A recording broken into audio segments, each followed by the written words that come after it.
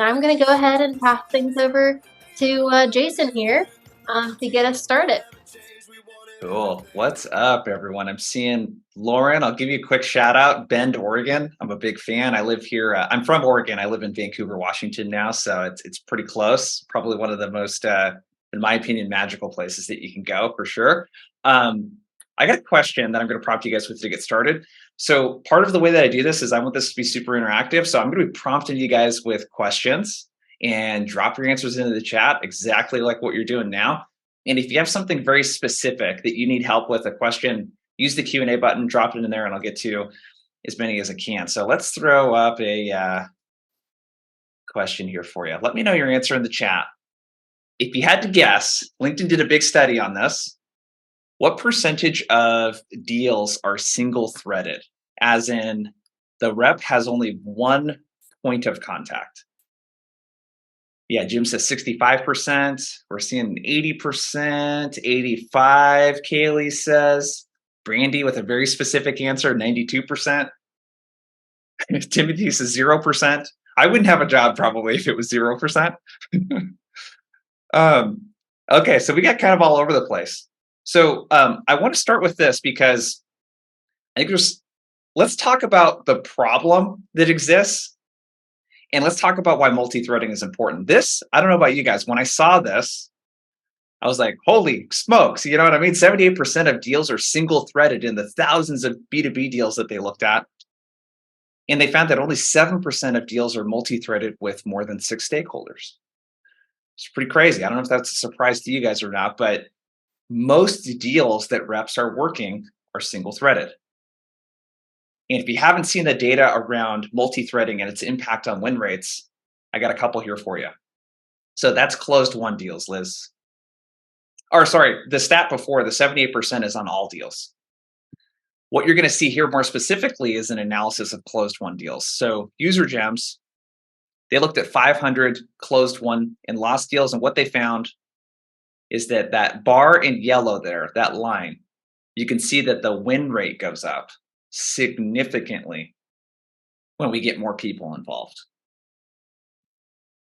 Gong, same kind of thing. What you're looking at here from Gong is in pink, closed won deals versus purple, closed lost deals. And you can see that on the closed won deals, those reps are getting almost 3 times the amount of people invited to that second call. Really, really big difference. And before we kind of dig into the content, I've gotten to work with some really cool clients. You could see some cool logos there. But those are actually deals that I lost because of what I'm about to teach you today. So most of those deals were lost because I was not able to secure a meeting with the right stakeholder. So what I want your help with here in the chat, let me know. Think about a few deals you're working right now or that you recently lost. What's the hardest part for you when it comes to multi-threading, getting more stakeholder involvement? Let me know in the chat. What's the most challenging part of getting additional stakeholders involved in your deal? Yeah, coordinating the authority, Steven says, getting access, Teresa says. Yeah, actually getting them involved, getting access. Everyone wants to pass the buck. Hopefully you guys are seeing in the chat here that this is sort of a problem that most reps have, including myself. It's something that I struggle with on deals as well. I think Mike Kennedy said something really interesting, offending the sponsor. Yeah, Alex, they've tasked me with this. Reluctance. Yes, all of these are great. So before we dig in, let's address some common fears and challenges. Let me know. Give me a yes in the chat if any of these that you're looking at on the screen is something that you relate with, something that resonates with you. Give me a yes in the chat. You have a fear of maybe going over the person's head. What if I reach out to a stakeholder, a senior stakeholder, they shut it down? What if it offends my prospect? Okay, a lot of people. Mackenzie Bishop gives us a yes with an exclamation mark. So common fears and challenges that I hear with multi-threading. So here's the reality though. I don't know about you, but when I look at a deal that I didn't won and I have to close loss because it got shut down, the biggest regret I have is wishing that I would have proactively engaged senior decision makers earlier in the deal. That's always a regret that I have. The other reality that's interesting too is as much as we like to think that our prospects are internally socializing and talking about the conversations we're having with them, they probably aren't doing that as much as you think or even at all. And the big part, especially on the bottom there, is that prospects don't introduce us to other stakeholders because oftentimes they don't see the value in doing that. So, first key idea that I want to share with you, and we're going to dig into the content today here in a second, is that multi threading, the stuff that I'm about to suggest that you do today, it's going to make you uncomfortable if you're not doing some of this stuff. It makes me uncomfortable. For me, I sell a lot to directors of sales, VPs of sales, CROs. Sending an email out to a VP of sales who I haven't had contact with, that gets my heart pumping. That makes me uncomfortable, right? Having the hard conversation with the prospect about involving more stakeholders, that makes me uncomfortable. But lack of stakeholder engagement during the deal, that's usually the number one reason, if you trace it back, to why deals are lost. Okay. So I want you guys to grade yourself here. Let me know in the chat. Are you a green? Are you a red? Are you a yellow? And then we're going to dig into the content today. Grade your skill level. Are you green? Rarely running into issues? Getting the right people involved? Are you a yellow that, hey, it happens, but it's mostly kind of getting lucky because the prospect volunteers, right? They say, yeah, I'll loop you in. Alyssa says orange. Or red, I'm single-threaded or stuck below the line on most deals. Yeah, let me know in the chat. This will give you kind of a good idea of where you're at. And my goal is that you get something today that you can use to either get to a red to a yellow, or maybe an orange to a solid yellow, or a yellow to a green. Let me know in the chat. I'll give you guys a couple more seconds. Loving the engagement so far. You guys are awesome. Okay, let's dig in. So we're going to cover three things today. One, we're going to talk about identifying key stakeholders. So one of the just best pro tips that I can give you is the power of doing the research in advance of who you think needs to be involved in the deal and then bringing that into a first meeting. That's going to really help with part two. The talk track for building buy-in with the person that you're talking about. So in other words, selling them on why they should get other people involved. And then part three, I'm going to give you some plays that you guys can run. Cool? Everyone good with that? Let's dig into the first part. So I got another question for you, then we're going to dig into this first framework. Change management. Let's talk about that for a second, okay? What percentage of change management efforts fail? So a company tries to implement a new piece of technology, maybe like the one that you're selling, okay? And they want to make a large org-wide or department-wide change. What percentage of these tend to fail? We got answers all over the place here, but most of them are pretty high. If you think about your company, just the sales work, technology you guys have tried implementing, and the success and failure of that. And the answer is, according to McKinsey, 63% of change management efforts fail. So, first big point that I want to make, and then we're going to run through some frameworks here in a second, is that buying is inherently much riskier than selling. If we sell something and it doesn't work, maybe not in my situation because I sell the training and the coaching and the platform, and I happen to be the one doing a lot of the delivery. But most of us are selling something and another team is responsible for the delivery. If we sell that thing and it doesn't get the outcome that the prospect wanted, usually as a sales rep, you're not getting fired for that. Your political capital within the company, nothing really happened.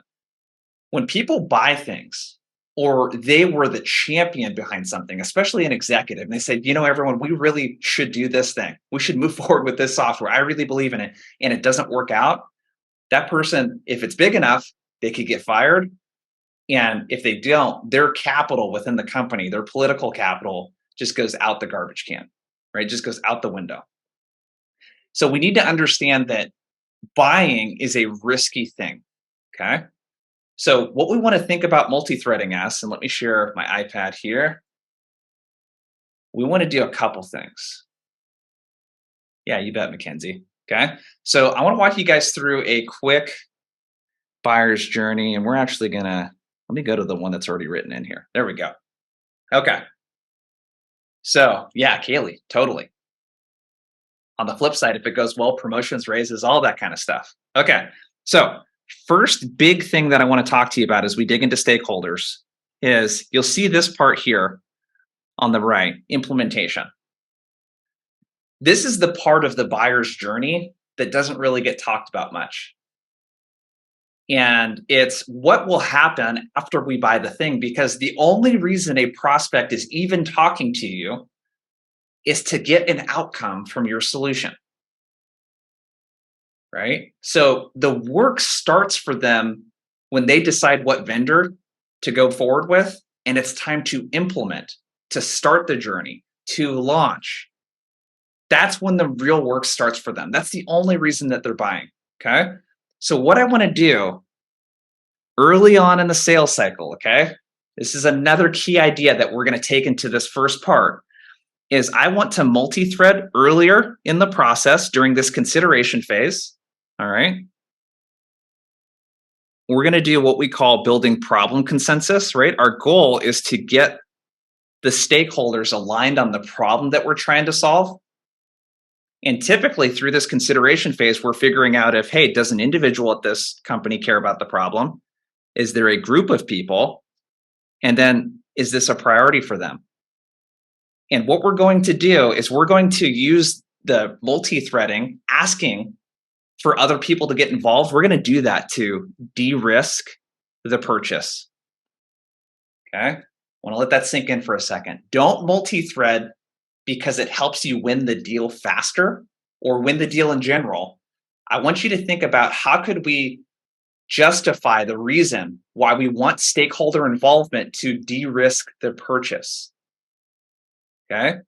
So question I have for you, what are the people, drop it into the chat, what are the different types of personas or parties that need to be involved in order for there to be a successful implementation of your solution?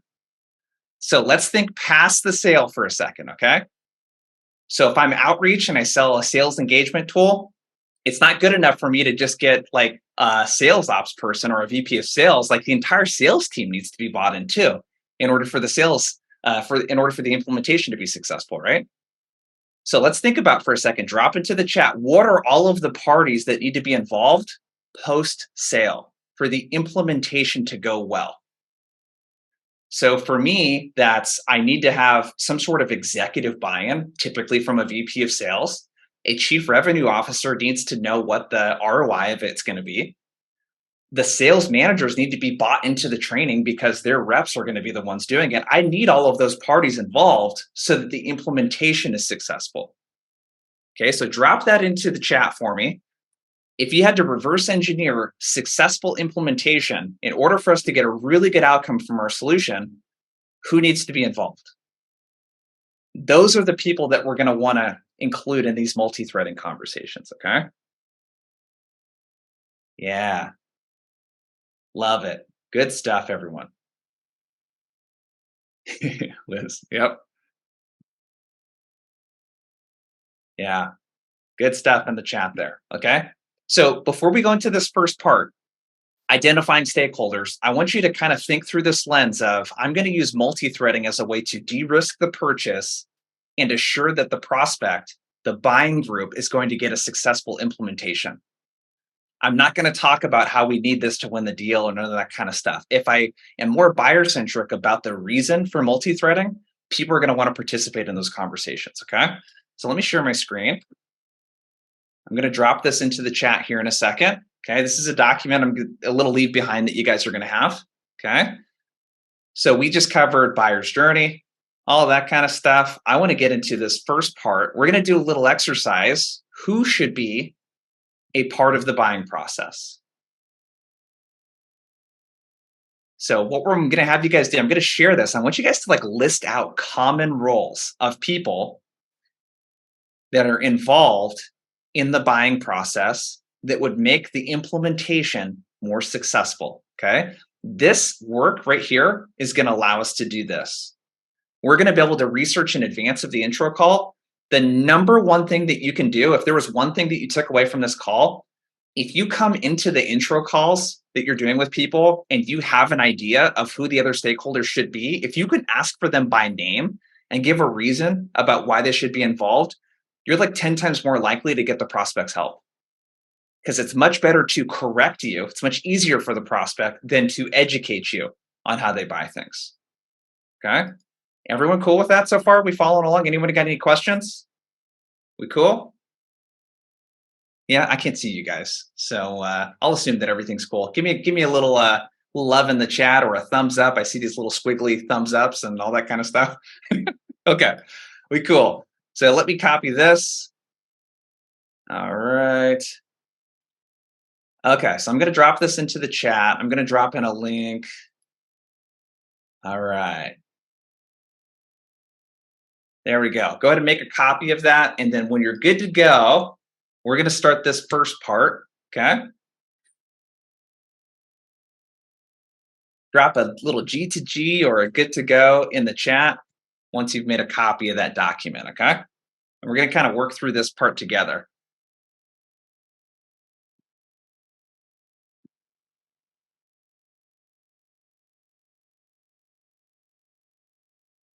Yeah. So for those of you getting in there, let's see if that I can drop the actual link straight to the document there. Try that.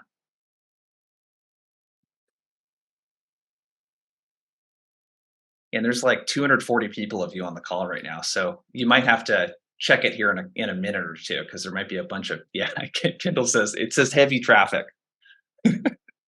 Okay, I'll share this document a couple times. Okay. So first thing that I want you to do, okay, and a lot of you guys have already started doing this, I want you to think about the ideal scenario for me. If I could stack the chips, so to speak, and I could design the perfect deal flow before the intro call even happens, who are all of the parties that I know should be involved? Again, for me, that's like, I know a chief revenue officer needs to engage at some point. I know we need a senior VP or a VP of sales. I know that we're going to need sales managers. They're definitely going to need to be bought in. And if they're large enough to have an enablement department, I know that they're going to need to be bought in the content. If I can bring all of those parties together and get people to agree on the problem that we're fixing and get them aligned around that, and also, of course, like show that my solution can get the job done, I know that I'm just increasing the likelihood that I'll win that deal. Okay. So that's the point of this first part. If you could engineer the perfect deal, who would be involved? Okay. Now, as you guys are filling this out, I'm just going to do a couple minutes here just to keep the energy and the momentum. I want to explain a couple things in here. There's some lingo in here that you may or may not be familiar with. A lot of this comes from Andy White, who wrote a book on Medic, which is really, really good. I definitely recommend you check out that book. I think oftentimes where we get confused is we call someone a champion who is actually not a champion. Can you let me know in the chat, what is the difference between a champion and a coach? You got a little bit of a cheat sheet looking at you right here on the screen. But what's the difference between a coach and a champion? Okay. Yeah, Leonard said, coach is kind of like a spy. Coaches are great. Okay. Oftentimes, when I'm in a deal cycle, a coach is like a sales manager or maybe a sales enablement manager who's got like all the dirty little secrets and knows how the inner politics work, but they don't have a lot of like authority, or maybe they don't have a great relationship with someone like a VP of sales that's really going to help move the deal forward. Sam Smith says access to the economic buyer. Yeah, champion has influence. They're willing to do hard things, Lisa says. Champion will drive the solution, sell for you. Coaches or tour guides. I like that, Robert. Yes. Okay. So big difference. Oftentimes we associate the person that's really close and willing to help us as the champion. Typically, they're going to need to have some type of influence within the org over the economic buyer. It's not always based on the job title, by the way. It doesn't have to be a VP. So it's really important to distinguish like who's a typical coach Who do we need as a champion? And what's a typical economic buyer look like? An admin can be a coach, Finn says. Yeah, absolutely. Okay. This is part number one. This, like I said, if there was one thing that you took from this and you just mapped out based on all the deals that you've sold and how they've typically come together, and you said, you know what, here are the people that I know probably need to be involved.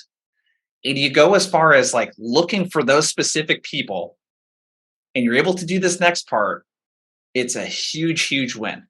Okay. I want to be able to go into an intro call and I want to be able to talk specifically. Like if I'm with a VP of sales on a call, I might mention their CRO by name and say, hey, when you're meeting with Sam, I'm really curious, like, what are the big projects that you guys are working on right now in terms of like business priorities, things that are really moving the needle forward for you in 2023? I'm going to ask and talk about these people specifically by name. Cool. All right, let's go to the next part. So that's part number one. Okay. Part number two is the talk track. Okay. And I'm actually going to walk you through before I share this. This is always the risk when sharing a document is that you guys are going to be looking at all the other stuff that I'm about to talk about without any context. Okay. So the actual multi-threading conversation in the sales call, there's two things that are super important here. One, I have to make sure that this individual, regardless of their seniority, status, whatever it is, I have to get them bought in and uh, and help them see the personal win. Okay, so I'll give you an example. If I'm talking to a sales manager, I know that the sales manager probably isn't aware of what like the CRO's initiatives are, unless the company does a really great job of communicating. With the sales manager, what I'm trying to figure out is like what's going on in your team. So if I'm helping the sales team, this is kind of meta, but with multi-threading, I might say like, where's your team getting stuck? Okay, cool. So they're having trouble engaging the VPs of contact centers at some of your accounts. And what percentage of your deals do you estimate are lost due to lack of senior involvement? 40%. Cool. So I might talk to them about the wins that we can help them get on their individual team. And I want them to feel comfortable like, hey, this will be a personal win for me if I help them. Okay. That's number one. Okay. The goal here is we're going to multi-thread and we're going to talk to other folks. There's a couple plays that you can run. Okay. Then I'm going to show you here in part three. But the big thing is I need to get this person's individual buy-in. Okay. Once we have that, we can do a couple things here. Okay. The talk track that I'm about to show you, I want you to think of how can you coach the person on the best way to get a great outcome from your solution. So multi-threading is a coaching conversation. So I want you to think about this. Think of how many times you have sold your solution compared to how many times your buyer has bought a solution like yours. It's usually in the dozens or hundreds to one or two. You've sold your thing 10, 20, 100 times, potentially more than your buyer has bought something like yours. Okay. So I'm going to walk you through this talk track. So there's a question that I like to ask, and I want to do this early. Regardless of the people that I'm talking to and their seniority and stature, I want to ask this question early. If it's someone below the line, so if it's a manager I'm talking to first that maybe came through our website, I know that I'm going to have to do a lot of multi-threading. I'm going to ask this in the first call. Hey, have you guys purchased outside training before? Hey, have you guys ever brought in outside help to work alongside of your enablement team? Right? Have you evaluated or implemented something like this before? If they have, you're in good luck. Then they might have some specific criteria that they're looking for. Hey, how long ago? What were you hoping to accomplish? Who was involved in that process? Okay. Sometimes, and again, this is why the job title of the person, don't go off of the job title. Okay. Actually have a conversation. One of my longest standing client, company called Medallia, they originally came to me. It was a sales manager. Her name is Jennifer. And she had a shit ton of influence. Hopefully I can use a little profanity on the Sales Hacker webinar. I forgot to check with you, Savannah, on that. But she had a lot of influence inside the org. And there was like a big project around pipeline generation. Will says, clutch my pearls. Um, okay, cool. So, yeah, we keep it real over here, Savannah says. Awesome. So she had a shit ton of influence within the org. And she already knew who the key players were and what needed to happen.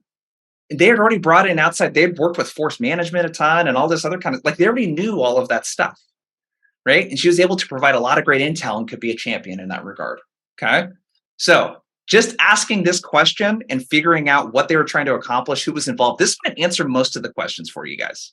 Okay. Now, in my situation, believe it or not, a lot of the organizations have not hired outside training. A lot of the ones that I run into, or the person that I'm talking to hasn't been a part of that process. Okay. So you're going to do three things here. Okay. One, I want to provide some social proof. I want to talk about the successful implementations other companies like them have had. Every time I ask this question, the answer is always yes. I never get a no. Okay. And here's what this sounds like. Hey, great. We've actually done dozens of trainings like this with companies like Gong, Medallia, Zoom. Do you mind if I share how I've seen the sales teams get the best outcomes on a project like this? Ones that really drive the needle. They get a ton of meetings. They drive higher quality meetings, et cetera, et cetera. Prospect will always say yes. I've never gotten a no to that question. So here's what I say. So from some of those implementations, what we found really early that was super important is that in order for the training to go well, we're typically needing to get involvement from people like you. So sales enablement, you guys control the content, the reinforcement, love interacting with sales enablement. Usually we're going to want to get managers and directors involved, the frontline folks that are going to be using the content to make sure that they like it. Three, we're going to at some point want to get your VP involved, so-and-so. And typically we'll get someone like a chief revenue officer because they're going to want to know the ROI. Assuming that you like what you have to see and the team likes it, they're going to want to know what the ROI of this is. And then once we have buy-in from all of those parties, that's how we found really, really killer outcomes from Gong, Medallia, Zoom, and a few others. So typically we're getting the perspectives from someone like, and I'm going to drop a specific name. Typically we're getting the perspectives from someone like John. I saw that John heads up US sales over there. Other people that might be involved too is some of the other folks on your enablement team. I saw, person X, Y, and Z, and then likely someone like your VP of sales, Brian, and your chief revenue officer, Kate. Are those the right people? Is there anyone else I'm missing from that list you feel like is going to be a really core part of this process?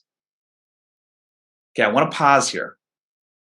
What are you guys noticing is different about this talk track? Yeah, I'll drop it into the chat again for you. There you go.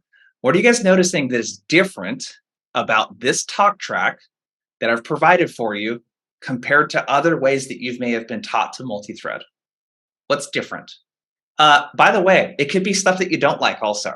Okay. If you found a different way to do this, let me know. Yeah. Caroline says, you're leading the convo, take control. So I love the word lead. That is my job. Okay. I'm going to lead the prospect on a transformation journey. And you guys will have to share the document a couple of times. I wasn't anticipating having it not let people in because so many people were trying to get in. So that's our bad. So Jeff, just so you know, below the line in a business development context means there's Skip Miller wrote a really great book. Definitely recommend you check it out called Selling Above and Below the Line. He's been on a lot of sales hacker stuff. Below the line folks, these tend to be frontline managers and individual contributors. These people are thinking very tactic driven. It's day to day, right? A sales rep and a sales manager are below the line. They're thinking about activity today, meetings that I landed today. How's the week going? How's the month shaping up? And above the line folks, someone like a VP of sales and executive, they're typically more strategic and they care about all of that activity, the meetings that we're setting, how the month is looking, how is that driving our year, our quarter, right? How is the revenue that we need to close aligned with our initiative to break into the European market this year, right? They're thinking very business outcomes, okay? When we say stuck below the line, what we mean is oftentimes a lot of deals get stuck because we're talking to people that actually don't really make a lot of the decisions. They influence it, but they don't make a lot of the decisions. So hopefully that helps you, Jeff. Yeah, Leonard says buyer-centric. Jonathan, nailed it there. You are recommending not leaving it up to the prospect. If you want to be a trusted advisor in sales, you have to educate and share best practices with the customer. And part of that is sharing best practices around how to get really great outcomes from your solution. Think past the sale. Yeah, you've done your research, Brandy. Every time, and I know I want to be conscious because I sell to salespeople, but my other clients, which I have clients that sell into all kinds of personas, everything from like CISOs and like really technical people to marketers to salespeople to contact centers and sort of everything in between. Every time you are prepared with a list of people that you think should be involved, prospects are always impressed. They always like that you did your research. The other thing, too, talking kind of fast here, I gotta catch my breath.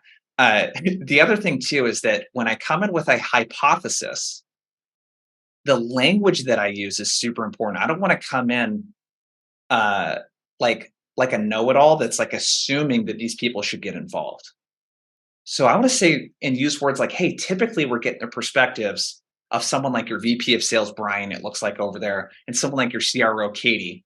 They're going to want to know the ROI and the direction and how this fits in with their, business priorities. Are those the right people, in your opinion, that should be involved? Right. So I don't want to come in as a know-it-all. This is a collaboration with the prospect. Um, Let me look through the chat, make sure we're good. Yeah. Cool. All right, let's keep moving. So that's the talk track. And then next steps, regardless of if the prospect is willing to introduce or not, I'm still going to set a next step with them. This is going to dictate what I do next. Yeah. So Regina says, do you ask them about these stakeholders later? They usually get cagey early on to say who should be involved. So Regina, I haven't listened to your sales calls, obviously. But my advice, typically when I see prospects getting cagey, it's because they don't really understand the reason why you're asking. And think about every salesperson asks, so who's the decision maker? So who's carrying budget? And basically what you're asking the prospect to do is lower their status in front of a stranger. I'm asking them to admit that they don't have very much influence over the decision. Don't do that. Like, come in from a place of like, we're on the same team here. And typically in projects like this, to make sure that we get the outcome that you want and the rest of the team, we're usually getting perspectives from these people, these people, these people. So it's a collaboration, Regina. And if you frame it around not my interest of closing the deal, but your interest in making sure we have a kick-ass implementation, that will typically get people on board in my experience. Okay. Cool. Sweet. Okay. Cool, everyone. Based on how the time's going, I think we'll probably have like 10 or 15 minutes for you guys to ask questions. So if you got something that's related to a specific situation, drop it into the Q&A for me. I'd love to get to as many questions as I possibly can. And Rachel said, you are an angel. Thank you, Rachel. Okay, let's go to the plays. So how do we start executing some of this stuff? Okay, this right here, what I'm about to suggest to you.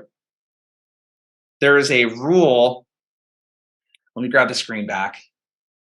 This might be uncomfortable for some of you, and context is always needed in situations like this, okay? What I'm about to ask you to do is to reach out to who you think might be a champion or economic buyer before the first meeting. I will typically do this if an inbound lead comes in and it's with someone that's below the line, okay? Now let's talk about what we are doing and not doing here. Transparency is a big principle. The goal is not to do something behind someone's back. It's to tell them that you're going to do it and to keep them in the loop. Okay. So if I hop on that first meeting and I've already sent an email out to their VP of sales, let's say, on that first meeting, I'm going to be saying, hey, by the way, I sent over an email to so-and-so, your VP. Let them know that we were, going to be having a conversation and talking about this, and I'll make sure to, keep you threaded into that conversation. But I'm really curious what we have to talk about today, and as we dig in, like I'm going to let the person know that I did that. Okay. Now, this is a completely different situation if you actually have run the call and you're going to email another stakeholder. It's a completely different thing. I need to tell the prospect and get them sold on the reason for doing that, and I need to let them know that I'm going to do that. Okay. So there's a lot of situational stuff here. I'm expecting probably for a lot of questions during this part, okay? So there's two options. If before the first meeting you are meeting someone below the line, option one is you could wait for that meeting to validate the stakeholders, or in my case, it's going to be pretty obvious who needs to be involved with most of my deals.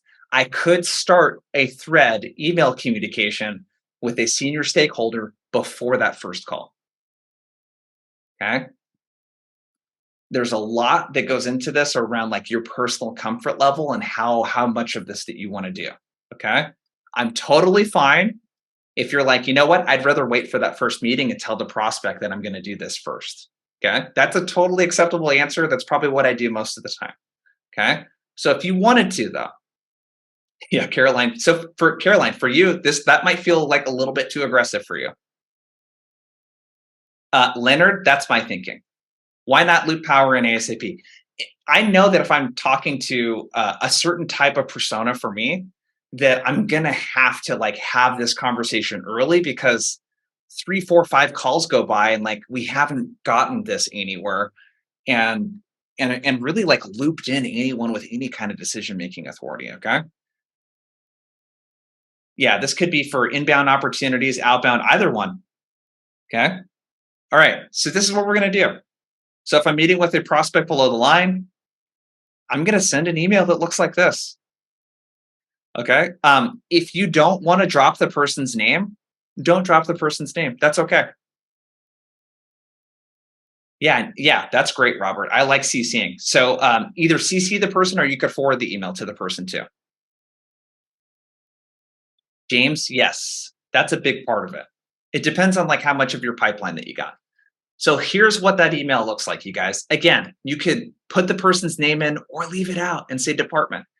Hey, I'm scheduled to connect with a few of the leaders on your SDR team this Thursday on how your company can drive more meetings from the 15 BDRs and growing through more effective objection handling and effective messaging. You see this part? No ask if you hear. I'll be sure to provide an update after the meeting. Okay. Now imagine you have a thread of emails going to this VP or whoever, right? You have a thread, 3 or 4 emails. And now when it comes time to actually loop this person in, they already know who you are. They already know about the conversation, right? You're preheating the oven on the deal, so to speak. Okay. Let me walk you through these other 2 plays here. And I'm sure you guys are going to have a ton of questions with this. Okay. So after that first meeting,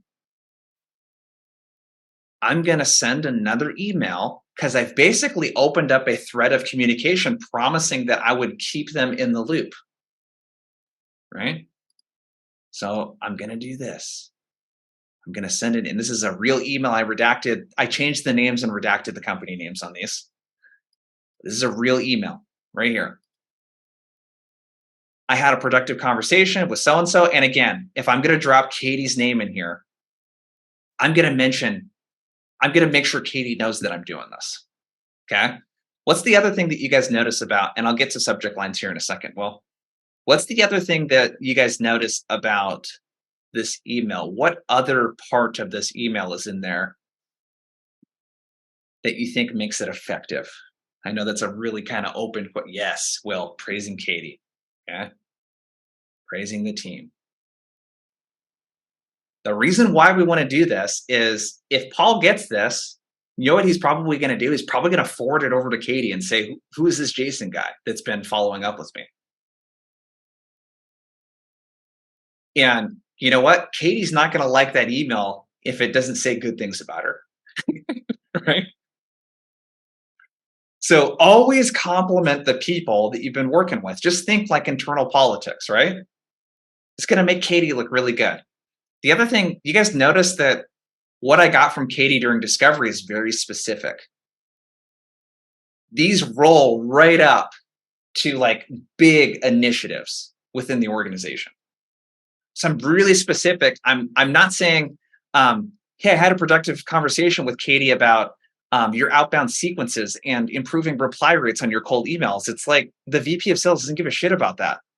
They don't care about the reply rates on the emails. They care about pipeline that needs to be generated, ramping hires faster, hitting quarterly targets. right? So I have above the line language in here going to the above the line person. Okay. And I'm keeping them in the loop on what we're talking about. And again, I'm dropping social proof. And again, no ask. I have zero ask for this person. It's just an update for them. Okay. Now, from here, when it comes time to actually involve the person, think about what we talked about at the very beginning. Okay. One of the things that I highlighted on a slide was we think that the prospect that we're talking to is socializing our conversations internally, right? Telling their boss about, hey, I just met with this guy, Jason. He's got this awesome training. It's going to fix all these problems. That's just not what's happening. Like, think about, especially in a virtual environment where people have very little conversations, like water cooler talk with each other. They're just not talking about this stuff. So you're helping socialize this internally. You're proactively creating conversations. That's what we want. So now when it comes time to actually get that VP or that senior person involved, imagine what that's going to be like when your prospect, your champion goes to talk to the economic buyer, or your coach goes to talk to an executive sponsor, someone that can really like a true champion, and they're already threaded into the conversation. Pretty crazy, right? That conversation is going to be very different. Okay. And then now when it comes time to loop them in, the ask is going to be much more straightforward. Awesome, Christine. Glad you're liking it so far. Okay, last play. There's a bunch of different plays, by the way, you guys. I just kind of picked three I think that are good to start with. So play number 3, engaging additional stakeholders. So if anyone here is doing a more complex sales, which in the last couple of years, a lot of my deals they've been growing in complexity because the companies are bigger.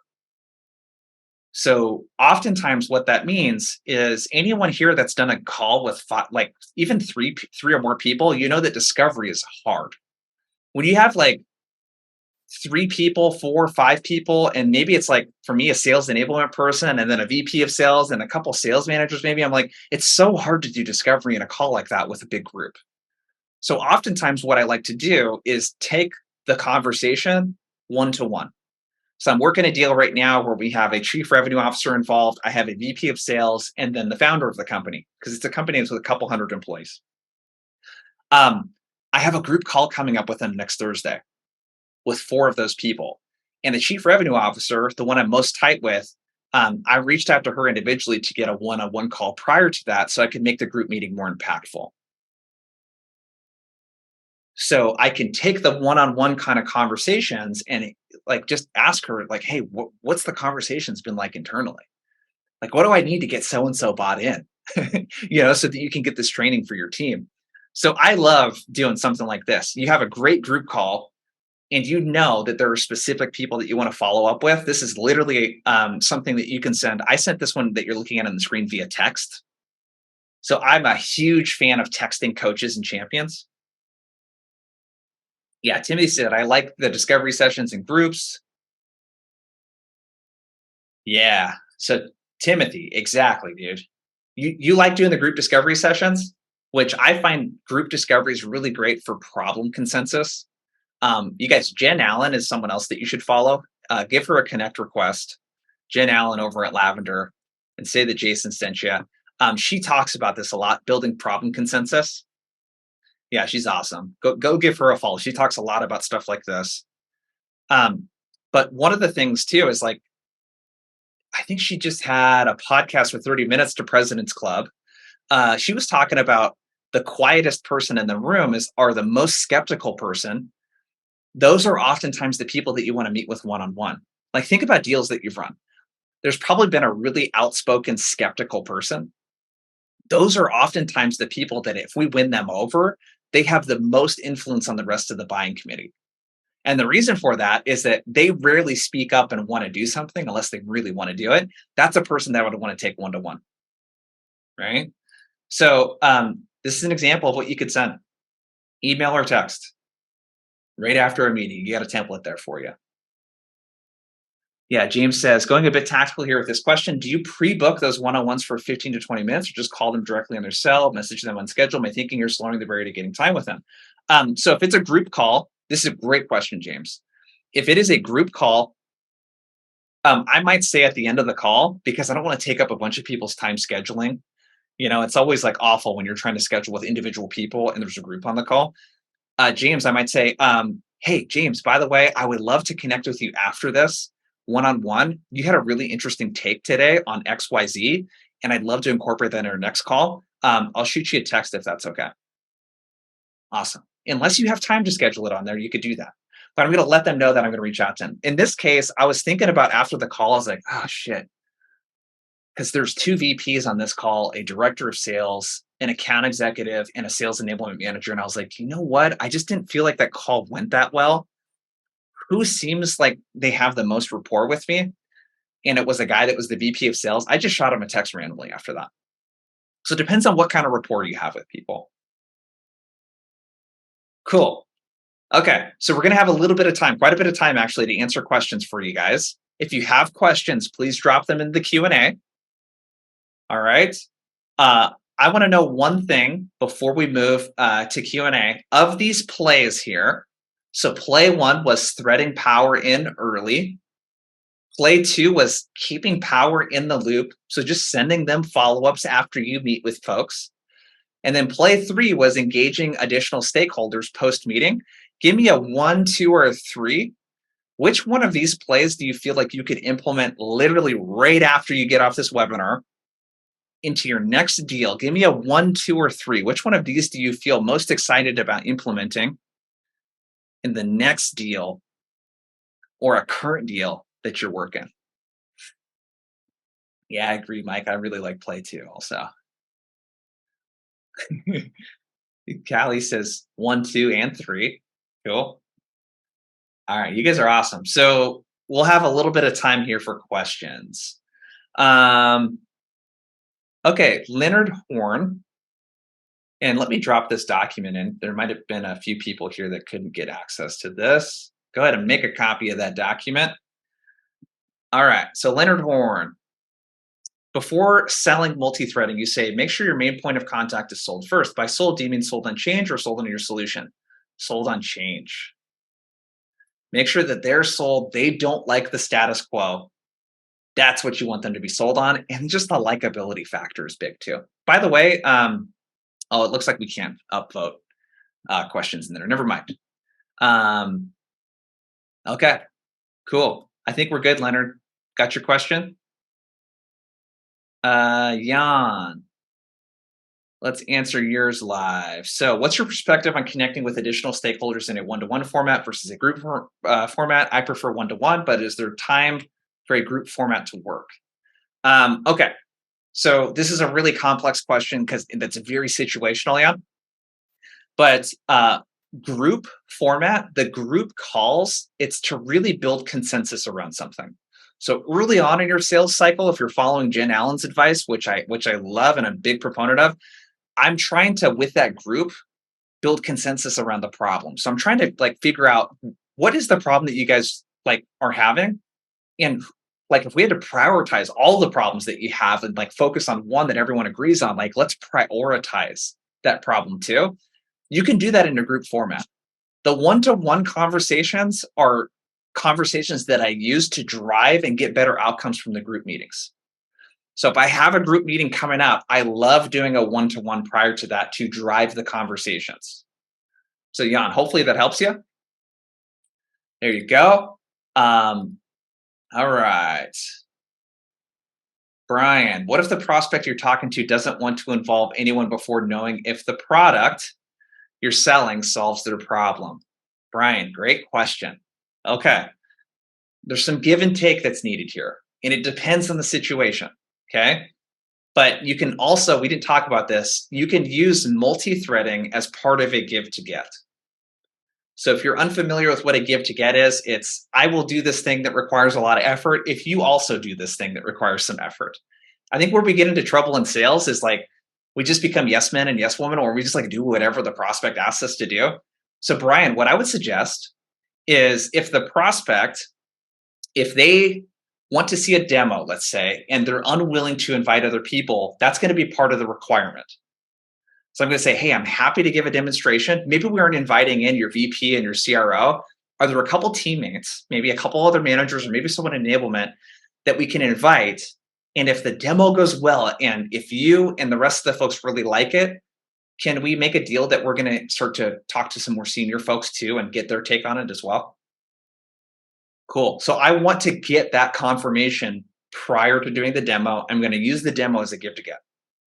Depends on what you're demoing too. Some of you are demoing enterprise software that, like, you have to bring a sales engineer, right? You have to use internal resources for the demo. If you have to use up a lot of internal resources, that's a perfect give to get opportunity. Cool. There you go, Brian. All right. And I'm going to keep answering questions. I want to drop a couple links into the chat. If you guys aren't already, would love to connect with you on LinkedIn. I'm going to keep going here for another 6-7 minutes. I post content every day on this type of stuff on LinkedIn, and our website's outboundsquad.com too. So if you want any additional help or coaching with this stuff, make sure to check us out there. Okay. Mackenzie Bishop. I'll flag that one. You said, do you multi-thread before the meeting with outbound leads as well? Yeah, why not? Yeah, why not? I think outbound actually is like makes more sense oftentimes than inbound too, where it's like, hey, I'm going to be meeting with so and so. They wanted to talk about XYZ. Just keeping you in the loop. I'll update you on how the meeting goes. Yeah, I think especially Mackenzie. Absolutely. Yeah, you bet, Caroline. Oh, Jeff Stoke. You asked best practices for teasing out buyer style personas such as analytical Aaron, consensus Kathy, and skeptical Steve. Dude, this is so tough. My recommendation would just be go read the Challenger. What is it? The Challenger Customer. Okay, great book. I would ask that. They do a great job of like persona style, like identification of buyers and which ones you want to spend time with. They talk about the mobilizer a lot. Jeff, that's my best answer for you. I'd go check out that book or check out the Challenger stuff. They have some really good stuff on that. Teasing out buyer style personas and identifying people is a skill that just comes with practice. I don't have any like cool little frameworks or studies or anything like that I've done around that. So yeah, it's called, I'll drop it into the chat, Timothy. It's called Challenger Customer. It's the follow-up to Challenger Sale, which both are great books. Yeah. Thanks, Leonard. Yeah, Isabel. So do you think Katie will be mad because you're escalating without asking her? So that was the email that we talked about, like sending it to so-and-so. Every now and then someone might not like that. But again, I'm going to tell them in the call that I'm going to be doing that. So part of the conversation is like, hey, should these XYZ folks be involved? Yeah, all right. So I'm going to go ahead and thread so-and-so into like our conversation, keep them aware of it. I'll CC you on the interaction or I'll forward it over to you, whatever you want to say. So I'm going to talk to them about it and create buy-in around that first. Cool. Yeah, Mackenzie Bishop asks, what is the priority when finalizing that first call? Multi-threading with individual calls post-call or getting the group back on a call? It may be me, but making more than one ask at the end of a call is a challenge. So the priority when finalizing the first call is, what does the group need? And by the group, I mean, what does this deal need? If you kind of think about a deal, let's apply like manufacturing principles. Let's say the deal is like a car that's being manufactured through an assembly plant, right? So the raw materials of a deal, one of them you're bringing to the table, the solution, right? The other raw materials are like stakeholders, and then business priorities, business problems, right? Cost of inaction. There's all of these raw material components that need to come together at a certain time. So I would think about like, what does the deal need to move forward? I really like using a qualification framework like a MEDIC, let's say, where you're thinking about, do I have metrics? Do I know who the economic buyer is? Do I know the decision criteria, right? The decision process, which I'm getting those kind of later. If you're doing MEDPIC, the paper process, right? Which one am I missing? Yeah, the champion, the risks, right? All of that kind of stuff. I'm thinking about what does the deal need, Mackenzie? And usually that's like what the group needs to do. And then the one-to-one stuff comes later, right? I always want to make sure the group has what they need. Hopefully that helps you, Mackenzie. We got time for probably a couple more. Let's see here. So Liz Powell in the chat asked, in an expansion model sale, how do you adapt these plays to bring in the right stakeholders with existing customers? Some of these tactics may need adjustment. Yes. Okay, Liz, you asked such a great question. So if you're doing expansion within existing customers, how does this apply? Very, very similar. The play for that is, Liz, let's say that you're someone that I think could be a champion, and at the account, I'm like speaking with Jim. He's my point of contact. He's just like the person they put in charge of like managing the relationship, right? Let's say that Jim doesn't have any buying authority, doesn't even really know why they put the solution in place. That kind of stuff's pretty common. So Liz, what I'm going to do is I'm going to do outbound to the people that I want to interact with, right? And I'm going to say, hey, Liz, here, let me actually show you.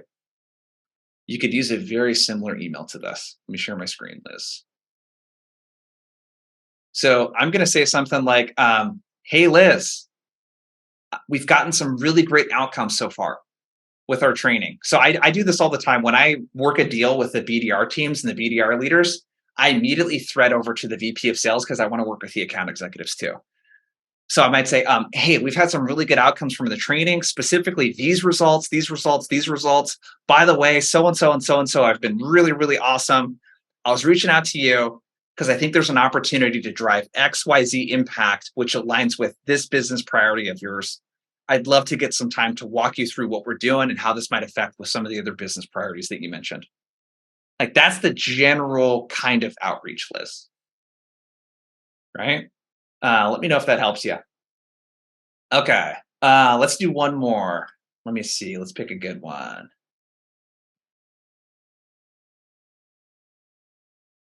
Okay.